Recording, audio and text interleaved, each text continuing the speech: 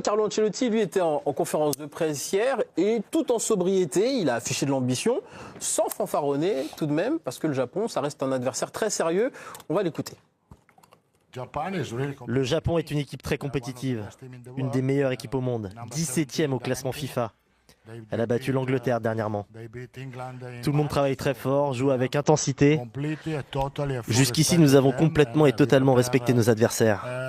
Et nous abordons le Japon comme une finale, parce que c'est une finale. Rabé, le Brésil sort d'une phase de poule avec quelques certitudes sur le plan tactique, notamment en essayant de libérer de l'espace pour Vinicius. Dans le jeu, c'est moins flamboyant, on n'a plus le Joga Bonito qu'on a connu il y a quelques années. Tu les vois passer sans encombre là ce soir contre le Japon ? Sans encombre, je sais pas. En tout cas, ça va être difficile. C'est un match. J'aime bien l'approche d'Ancelotti parce que justement, c'est vraiment le match piège parfait. Cette équipe, elle est travailleuse, elle est capable de presser, elle est capable de faire dérailler ce Brésil. Donc, si ce Brésil n'est pas concentré à 100% et pas à fond, je pense qu'ils peuvent se retrouver avec des problèmes. Donc, est-ce que passer l'étape, oui, parce que les qualités, elles sont là du côté brésilien, mais avec l'état d'esprit, sinon, ça va être très compliqué. Ouais. Erwan, ce serait un camouflet pour toi de voir le Brésil s'arrêter en 16e de finale ? Ah ben oui, quoi qu'il arrive, tu sais, le Brésil, quand tu t'appelles le Brésil et que tu as ce maillot-là, peu importe les circonstances, si tu sors en 16e de finale d'une Coupe du Monde, c'est vilain. Ouais, mais par contre, ce soir, il va falloir qu'ils s'emploient, parce que tu l'as dit, ils ont quelques certitudes en sortie de poule. L'une de ces certitudes, c'est qu'ils n'ont pas de marge.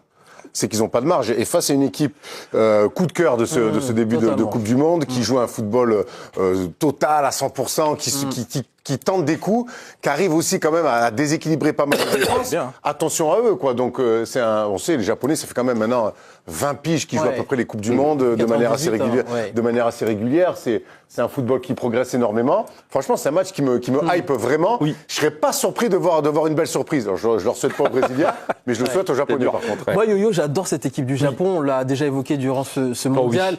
Beaucoup de technique, beaucoup de mouvements, mais je la sens par moments un peu naïve défensivement et j'ai peur pour elle qu'un Vinicius ce soir en feu, en pétard, fasse cette différence, quoi. Pour moi, Julien, c'est le match qui me passionne le plus depuis le début de la Coupe du Monde, parce que tu as un 16e de finale qui, pour moi, parce que le Japon tourne autour depuis les dernières Coupes du Monde, quart de finale, ils sont un jeu extraordinaire, mais il y a une naïveté, mais en même temps, ils vont tellement de l'avant, sont aussi tellement disciplinés, et là, pour moi, c'est 50-50. Là, c'est 50-50. C'est une affiche extraordinaire. Moi, je mets plus une pièce sur le Japon. C'est une super finale parce qu'il y a un jeu, mais en même temps, c'est vrai que le Brésil monte en puissance. T'as la science extraordinaire de Carlo Ancelotti, t'as Vinicius qui marche sur l'eau, ils ont trouvé Cunha en numéro 9, mais je trouve que là, c'est du 50-50. C'est juste du bonheur, et les Coupes du Monde, là, en plus, on arrive à des heures magnifiques, 19h, on est là, c'est l'apéro, boum, boum, boum. Oh, doucement, l'abus d'alcool est dangereux pour la santé. Avec modération, Yo-Yo, quand même. C'est quoi, tu peux m'expliquer quel genre d'apéro c'est boum, boum, boum, boum. C'est pour un copain, hein, c'est pour un ami. Mais... Tu le passes à la maison, boum, boum, boum. Attends, j'arrive, Firo. Ce Brésil-Japon, moi, ça me rappelle Olivier Tom. Ah oui, bien sûr, évidemment. C'est 2002, le retour d'Olivier Tom, où ils vont faire la Coupe du Monde. Et dans le scénario, il y a un final Japon-Brésil. Et ça finit comment ? Le Japon gagne 3-2. Bref, moi, ça me rappelle l'enfance. Là, ce soir, il est blessé, Olivier Tom. Eh oui, Mark Landers aussi. Mark Landers aussi, on devrait avoir du mal. Pour reparler du Japon, restez avec nous parce qu'à la fin de l'émission, on aura un mini-jeu sur la culture japonaise qui va être super intéressant. Si. Tu rêves d'y aller en plus. Sur les mangas ? Sur quoi ? Mais tu verras. Continue ton planète là. T'as pas trouvé un chef japonais avec tous les sushi shops qu'il y a dans Pourquoi on l'a pas fait? Le problème, c'est qu'on a un horaire particulier et les gens travaillent. On va prendre des nouvelles maintenant des Bleus, et des Bleus qui n'ont pas beaucoup de temps de jeu dans ce mondial. Marcus Thuram, notamment entré en fin de rencontre contre l'Irak lors de la phase de poule, ne verra pas son temps de jeu augmenter contre la Suède, puisqu'il est gêné au mollet. Il sera même forfait pour la rencontre. Il n'a pas pris part aux entraînements collectifs de samedi et de dimanche. N'Golo Kanté aussi touché au genou, dont l'état n'inquiète pas pour l'instant le staff médical des Bleus. On va suivre un petit peu l'évolution pour N'Golo Kanté. Mais Marcus Thuram, j'ai l'impression, c'est pas que j'ai l'impression, il a vraiment reculé dans la hiérarchie, Eric. Les Barcola lui sont passés devant, Cherki aussi. Olysée, il est plus du tout dans la rotation. Je l'avais presque oublié. En même temps, ceux que tu viens de nommer, ils sont demi-finaliste ou finaliste de la Ligue des Champions. Donc à un moment donné, il faut aussi que le statut du joueur soit complètement logique. Et là, c'est plutôt logique. Là, c'est pas le statut, là, ça n'a rien à voir avec le statut. Oui, mais les qualités, je veux dire, mais c'est pareil. Mais non. C'était devenu un gars sûr de Didier Deschamps au fil des années. Je sais pas si tu peux me dire ça. Oui, c'était quand même devenu, moi, je suis assez d'accord avec Julien. En temps de jeu, je suis pas sûr. Dans ce côté pressing, d'aller défendre. Le problème, c'est que là, il se retrouve quand même avec des mecs qui sont arrivés juste un petit peu, quelques années après lui, mais c'est vrai que là, on parle même plus de profil. Là, sur le talent, c'est très dur. Même quand on est Didier Deschamps, c'est très dur de mettre Thuram devant Olysée, devant Dembélé, devant Doué ou devant Barcola. Ronald Koeman, maintenant, sélectionneur des Pays-Bas, s'est montré, lui, confiant avant le 16e de finale de Coupe du Monde contre le Maroc. Ce sera dans la nuit de lundi à mardi, enfin cette nuit, tout simplement. Malgré 2 dernières éliminations au mondial au tir au but, il refuse de faire de l'exercice une obsession. Écoutez-le. On sait tout cela, mais cela n'a pas de sens de s'entraîner au pénalty. Évidemment qu'on traite cette partie du travail tous les jours, mais il y a des choses qu'on ne peut pas contrôler. Il ne faut pas oublier non plus qu'il y aura peut-être 5 ou 6 remplaçants et que les 3 premiers noms sur la liste des tireurs ne pourront pas tirer car ils ne seront plus sur le terrain. Yo-Yo, c'est plutôt prétentieux de sa part de dire bon ouais, ça se travaille pas les tirs au but. Non, il a été un très très très grand joueur et moi je suis d'accord avec lui. Évidemment que c'est un geste technique, évidemment, mais les plus grands joueurs au monde les ont ratés. On va pas citer Zico, Platini, Maradona, mais parce que il y a cette pression extraordinaire dans des grands moments. Ces 50 satanés foutus mètres à faire entre le rond central et le point de pénalty quand t'as une finale de Coupe du Monde à jouer, quand t'as une qualification en quart, en demi. Et ça, tu ne peux pas t'entraîner. T'as beau t'entraîner même en mettant de la musique, du hardcore. Là, t'es de là et là tu dois traverser. Et t'as le destin d'un pays. Comment ça, du hardcore? Ils mettent idée Alger avant de tirer les pénaltys. Mais non, mais c'est un geste technique. C'est un geste technique. C'est le cerveau qui parle. Je vais te donner un exemple. J'ai tiré le penalty en finale de Coupe de la Ligue, non mais au Stade de France. Tu pars du rond central pour aller tirer le penalty. Je peux te dire que tu as intérêt à avoir des certitudes à travers ce que tu vas faire derrière dans le geste pour gérer tes émotions. Et c'est exactement ce que j'ai fait, où j'ai réussi. Mais des fois, si tu ne gères pas ça, il vaut mieux t'entraîner 50 millions de fois et gérer ton geste technique pour pouvoir arriver avec un peu plus de certitude. Non, Rabé, non, je suis pas d'accord du tout. En fait, c'est stupide de dire non, on va pas travailler, on verra bien, il y a la pression. Bien sûr qu'il y a la pression, mais on s'en fiche. Ceux qui marquent des pénaltys, c'est pas tout le temps les plus techniques. Des fois, t'as des gros bourrins qui ont des pieds à l'envers. En fait, ils arrivent, sont tellement déterminés qu'ils marquent. Mais si, en fait, partir du principe que tu l'as travaillé, Rabé, partir du principe que c'est un geste technique, que en fait, le travail à l'entraînement, tu vas retrouver cette pression, cette gestion émotionnelle. C'est pas ça. Ça n'a rien à voir. C'est ça que tu gères. En fait, tu joues au foot, t'es en pro, tu sais tirer dans un ballon. À partir du moment où tu sais tirer dans un ballon, si pendant le penalty, t'es matrixé sur le fait que t'es sûr de marquer, il n'y a pas de problème. T'as pas besoin d'être un génie techniquement. Pour être sûr de marquer, il faut quand même travailler ton penalty. Et tu vas pas envoyer un pointu. En fait, c'est la répétition. Il y a deux choses dans ce que vous dites, et moi je suis plutôt dans l'équipe de Jus et Rabé, c'est que bien sûr qu'il y a de la pression à penalty en Coupe du Monde, et on a vu les plus grands joueurs, Yo, tu l'as dit, rater des penaltys. Le ballon de Platini en 86, on le cherche encore. Mais il n'empêche que cette pression-là, qui sera réel quoi qu'il arrive, tu peux aussi mieux la gérer si techniquement tu es en phase avec ce que tu as fait et que tu t'entraînes à le faire. Désormais, on dit des statistiques qui savent si tu tires à gauche, vous pouvez pas me dire que si tu frappes 50 pénaltys la semaine avant un match, si tu en frappes 0, t'arrives le jour du match pour frapper un pénalty, c'est la même chose. Bien sûr que non, ça n'a rien à voir. Erwan, je vais prendre un cas concret. En 2019, j'ai fait Danse avec les stars. Je fallais 5 fois danser en prime time sur TF1 de 3000 personnes. T'as gagné. C'était pas la technique qui comptait. Danse avec moi, Yo-Yo. C'était juste pendant 3 minutes être concentré, c'est-à-dire que la pression était folle. Mais c'est un truc sérieux. Est-ce que c'est un geste technique la danse? Mais c'est pas le geste technique qui comptait. T'as réussi le penalty ou pas? C'est là, Yo-Yo. T'as raison. Vendredi, les copains, s'il vous plaît. Vendredi, ce sera un jour spécial pour le Portugal. Ce sera l'anniversaire de la mort de Diogo Jota, décédé dans un accident de voiture en 2025. Et ce jour-là, les hommes de Roberto Martinez affronteront la Croatie en 16e de finale de la Coupe du Monde avec ambition de gagner et d'aller jusqu'au bout par la suite pour leur ancien coéquipier. C'est ce que nous a affirmé hier Roberto Martinez. Every day is difficult. When you are training, there are always moments that Diogo Jota's comes back into our memories. So I wouldn't say that the anniversary needs to be especially difficult. I would say that is a little bit of a celebration. I think we need to honor Diogo Jota. I think it's a moment to cherish that everything we started in this team started with him. We won the Nations League with him. He's probably the sign and the light of the biggest stimulation that we have. We want to win the World Cup for him. Eric, ça risque d'être lourd émotionnellement parlant pour les joueurs du Portugal vendredi contre la Croatie. Ça va être lourd, ça va être difficile à gérer. En termes d'émotion, c'est toujours pareil, tu vois. Si tu arrives à le transformer en énergie positive, évidemment que tu peux t'appuyer dessus, mais là, avec les conditions, la façon dont ça s'est passé et la difficulté à digérer cette perte, je pense que ça va être très très difficile pour les joueurs de portugais, surtout que tu l'as vu au fur et à mesure de la saison. Ouais. Chacun a eu du mal à gérer justement ce côté émotionnel. Parce qu'en plus dans le jeu ils sont pas convaincants pour le moment les Portugais. Je trouve que malheureusement cette tragédie ajoute beaucoup de pression pour la suite de leur mondial. Oui, mais je pense quand même que là les Portugais c'était son ami.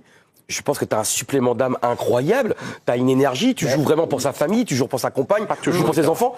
Et je pense, je comprends totalement votre aspect aussi. Dans le meilleur des cas, dans le meilleur des cas, ça peut inhiber aussi. Oui, mais quand même, tu veux le faire pour lui, tu veux le faire pour son honneur, pour sa mémoire. Ça, c'est pas le débat. Mais ça, c'est l'idéal. Non, mais là, en avoir envie, c'est une chose. Le faire, c'est quand même. Mais là, si ce jour-là, t'es pas dépassé t'as quand même un truc en toi qui te fait courir plus vite, qui te fait tirer plus fort, qui te fait. Ou pas, ou ça peut te couper les jambes. Oui. C'est tellement lourd. Après, on n'est pas à leur place. Bien sûr, c'est tellement donc, on ne peut que spéculer, mais oui, ça peut te donner des ailes, te donner le coup de rein, l'éclair de génie, mais ça peut aussi quelque part te couper les jambes, te tétaniser, parce que jouer pour un ami proche qui est décédé dans ces conditions aussi tragiques, c'est terrible. Lionel Scaloni maintenant, le sélectionneur argentin qui affronte le Cap-Vert lui en 16e de finale en fin de semaine, se méfie de l'équipe africaine. Je ne vais pas dire qu'il en a peur, mais attention, il est méfiant. Écoutez-le. Au vu de ce que j'ai observé du Cap-Vert et en tant qu'équipe, sa qualification ne m'a pas surpris. Le Cap-Vert a donné du fil à retordre à l'Espagne, qui fait partie des favoris, même si elle méritait de gagner. L'Uruguay n'a pas réussi à le battre, pas plus que l'Arabie Saoudite. Elle a regardé dans les yeux tous les adversaires qu'elle a affrontés. Ce sera un adversaire difficile, coriace. Cette équipe joue bien, elle a de la qualité, c'est une bonne équipe. Pierrot, c'est de la communication pour toi ou tu l'as trouvé sincère, là, Lionel Scaloni? Non, moi je pense qu'il est sincère. Le Cap-Vert, c'est un petit pays, mais ils ont déjà une expérience à la CAN. Ils sont respectés, je pense, sur le continent africain. Et là, ils sont respectables aussi par rapport à ce qu'ils font depuis le début de la Coupe du Monde. Maintenant, Scaloni et l'Argentine, je trouve, ont une façon d'aborder les matchs où c'est eux qui gèrent tout. C'est-à-dire qu'ils gèrent le tempo et quand faut activer le bouton pour que Messi fasse la diff, en fait, ils le trouvent les yeux fermés. Donc moi, c'est une équipe qui me fait pas forcément vibrer, l'Argentine, mais c'est une équipe qui me fait peur dans sa façon de gérer les tempos d'un match. Je trouve qu'ils sont experts dans ce domaine. Maintenant, le problème, c'est que le Cap-Vert peut peut-être un peu de fois pendant le match prendre le dessus, et c'est là où ils vont être le plus en danger, à mon avis. Mais ça va être, c'est loin d'être un match facile pour l'Argentine, à mon avis. Eric, les requins bleus, les Cap-Verdiens ont montré de belles vertus défensives depuis le début du mondial. Mais là, c'est le champion du monde en titre, comme le dit Pierrot, qui gère le tempo d'un match comme personne, je trouve, sur ce mondial. Et puis, ils ont surtout un génie qui peut faire la différence à tout moment. Ouais, mais t'as un génie, tu sais, c'est un peu comme le Portugal. T'as Ronaldo, mais tu sais que si tu concentres ton travail défensif sur le génie, peut-être que si tu coupes justement cette relation avec les autres, peut-être que tu peux gérer un peu mieux. Et cette équipe du Cap-Vert a tellement de vertus et de valeurs dans les efforts et dans le travail collectif que, franchement, moi, je verrais bien une petite surprise par rapport au Cap-Vert, par rapport à l'Argentine. Après, on peut enchaîner, Jules. Après, sur les matchs, il y a les matchs de poule, et bravo à ce qu'a fait le Cap-Vert. Oui. On s'est régalé. On adore aussi la Coupe du Monde pour ça.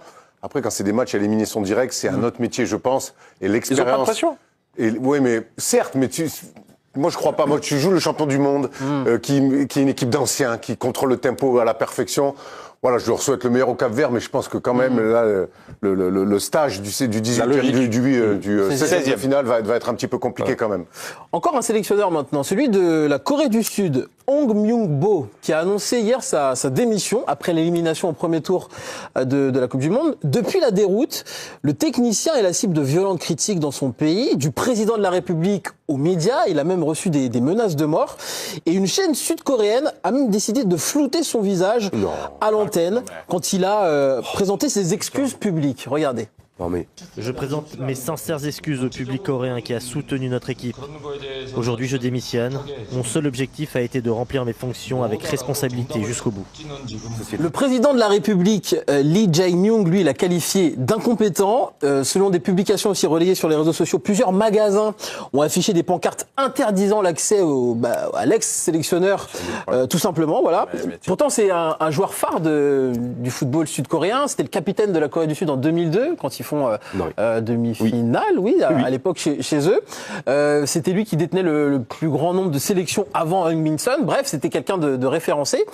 Mais Yo-Yo, j'ai envie de dire que le foot, ça rend fou. Ça me rend fou, vraiment, Julien, merci d'en parler, parce que de toute façon, c'est la société qui est malade. On n'accepte plus, il fallait bien que quelques équipes soient quand même éliminées de ce premier tour.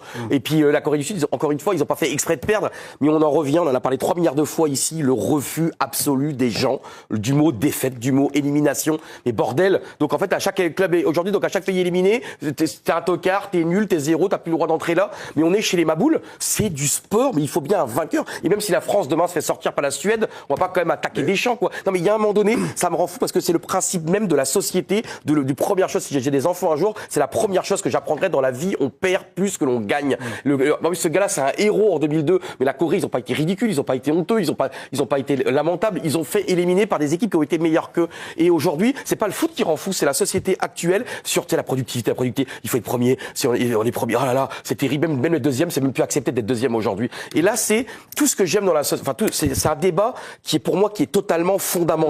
Il faudrait apprendre, mais je sais pas comment on va y arriver, apprendre aux enfants, apprendre à des gens comment on perd plus que l'on gagne. Mais ça, aujourd'hui, c'est complètement oublié, on veut que des winners. Oui, mon Erwan. Excuse-moi, j'ai te fait. Non, mais t'as tout à fait raison dans ce que tu dis. On sait plus perdre. Et puis surtout, j'ai l'impression que maintenant, il faut pour le grand public, faut faire tomber des têtes. C'est ça. Des coupables. Il faut des coupables tout le temps. Ça rassure les gens. Voilà. Bon, mais c'est pas la première sélection qui rate une compétition. Dans l'histoire de la Coupe du Monde, il y en a eu plein. Nous, Français, on l'a vécu. La Tunisie. Voilà. Et il faut couper des têtes. Voilà. Faut que les mecs, aujourd'hui, faut que les dirigeants se disent, bon, oula, faut qu'on réagisse, faut qu'on coupe une tête. Comme ça, au moins, c'est pas nous. Et puis, on a le coupable. Et c'est complètement faux. Et les gens, aujourd'hui, à travers les réseaux sociaux, à travers les médias, sont rassurés par ça. Ils demandent qu'on coupe des têtes. Ça nous rappelle des drôles d'époque. Oui. Non, et au-delà de ça, même sans parler de sport ou humainement, qu'est-ce que tu donnes comme image par rapport au traitement du mec, qui reste quand même, ça reste un sport. Donc, humainement, t'es en train de dérailler complètement en montrant de la haine et de la jalousie et tout ce que tu veux. C'est terrible, franchement. Un peu de mercato maintenant. Selon les informations du journal de l'équipe, ça bouge. Oui, ça bouge. L'ailier ivoirien Yann Diomandé souhaite rejoindre le Paris Saint-Germain cet été. Il l'a fait savoir à la direction parisienne. Malgré l'intérêt de Liverpool, l'éléphant se voit plutôt chez les champions d'Europe. Maintenant que l'envie du joueur est connue, Paris va pouvoir accélérer sur ce dossier. Alors, dossier estimé à un peu moins de 100 millions d'euros quand même. Et on parle d'un contrat de 5 ans pour cet ailier virevoltant, casseur de reins. J'adore son profil, qui joue au RB Leipzig. Malo Gusto, lui, pourrait quitter Chelsea cet été et rejoindre Manchester City. À Manchester City, il retrouverait son ancien entraîneur, Enzo Maresca, qu'il a connu entre juillet 2024 et janvier 2026. Et puis vous dire aussi qu'aujourd'hui, ça fait 1 an que notre confrère Christophe Glaise est détenu en Algérie. Pour le mondial, il a eu une accréditation où il est représenté en tribune. Il a une chaise vide à son nom. En conférence de presse, certaines de ses questions sont aussi posées à Didier Deschamps. En tout cas, on pense fort à lui et on ne l'oublie pas. Merci Juju pour ce final dans le Planète Mondial.